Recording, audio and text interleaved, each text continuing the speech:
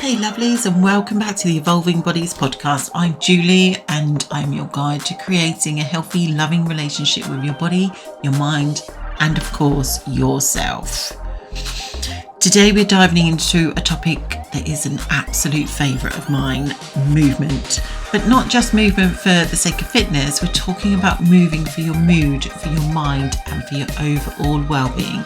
So grab a cuppa, get comfy, and let's have a chat. First up, let's just clear something up. When I say movement, I'm not just talking about hitting the gym or training for a marathon. Movement is anything that gets your body going. A dance in the kitchen, as I lovingly call a kitchen party for one, a walk in the park, or even stretching while you're watching telly. Now, why is movement so important for your mental well-being?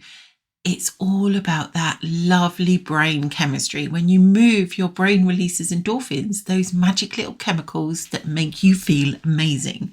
You've probably heard of them as the happy hormones, but they're also brilliant at reducing stress and anxiety. Think of them as your brain's own version of chocolate. But there's more to it. Movement also increases blood flow in your brain. It helps with focus and mental clarity. It's like giving your mind just a little bit of spring cleaning. And let's not forget the emotional benefits. Movement helps you to release like pent up tension or emotions, and even a method of connecting with others when you join, let's say, a group exercise class. This is what I realised when I started exercise. I was in my darkest of places after my second child, and exercise brought me back. I do have an episode for my story if you are interested. I can't remember which one it is, but I will link it in the show notes. I realised that exercise wasn't about physical health for me back then, although I did start because I thought my body weight was the reason that was feeling so awful, but that's another story in itself. But exercise is now about supporting my brain to feel good. It was then, and it still is now. So let's be honest though, not everyone loves exercise, and the thought of it just makes you want to go and hide in a hole, especially this time of year when we're being bombarded with everybody's New Year fitness goals. Not wanting to exercise in the social standard way is absolutely okay.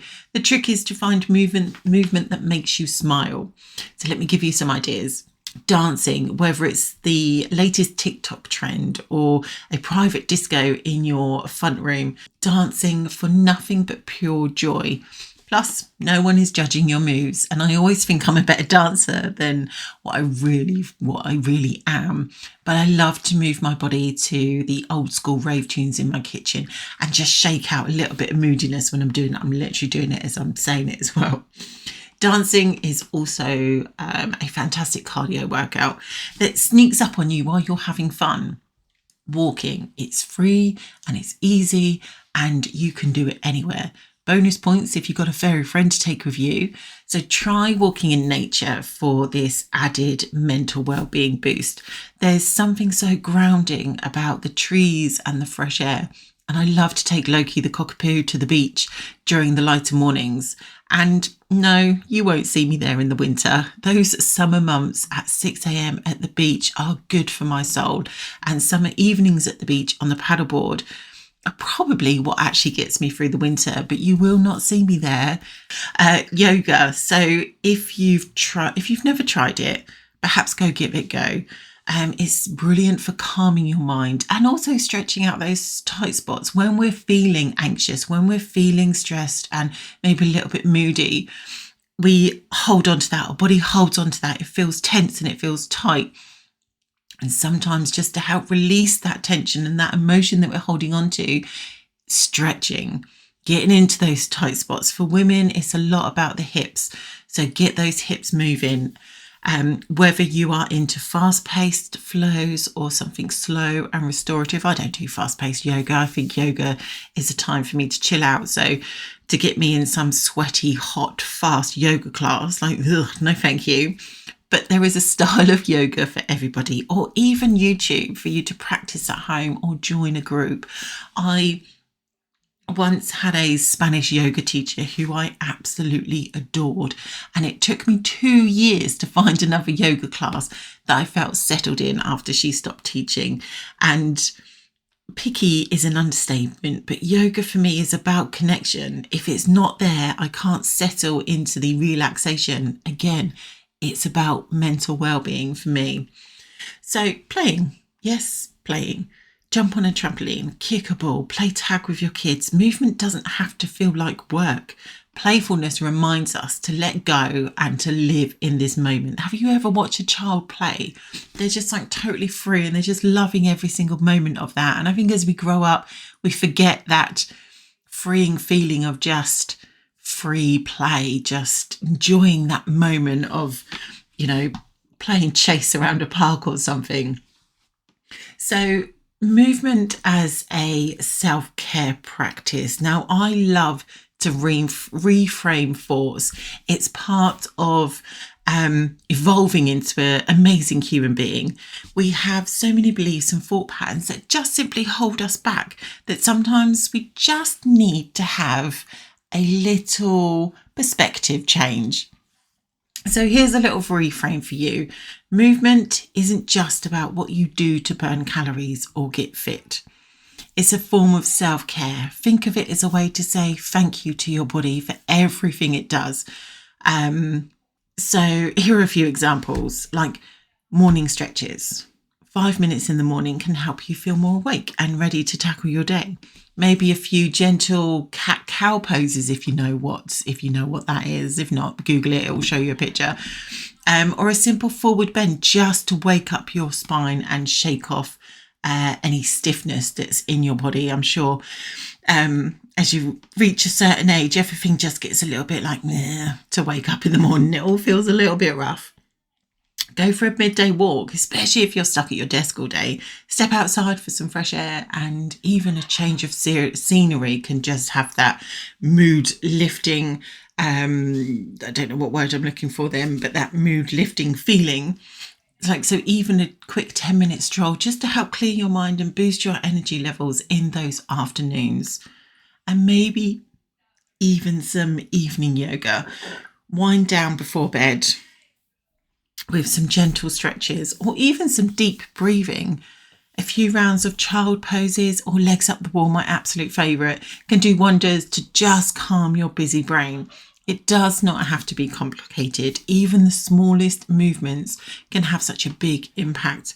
Think of movement as a little gift that you give to yourself every single day. So before we wrap this up, I want to share with you a few mindful tips to help you embrace movement. Focus on how it feels. I think a lot of the time we are so focused on how we look or how many calories we've burned, but we don't pay attention to how that makes us feel. Does it make us feel more energized, relaxed, or simply just plain happy?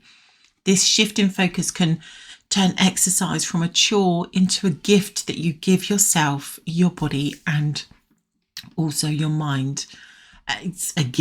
We come back to these, celebrate those wins.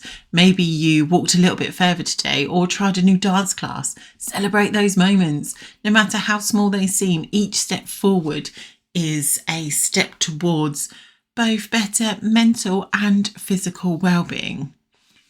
Ditch the all or nothing mentality. Even 10 minutes of movement is better than no movement at all. So every single bit counts.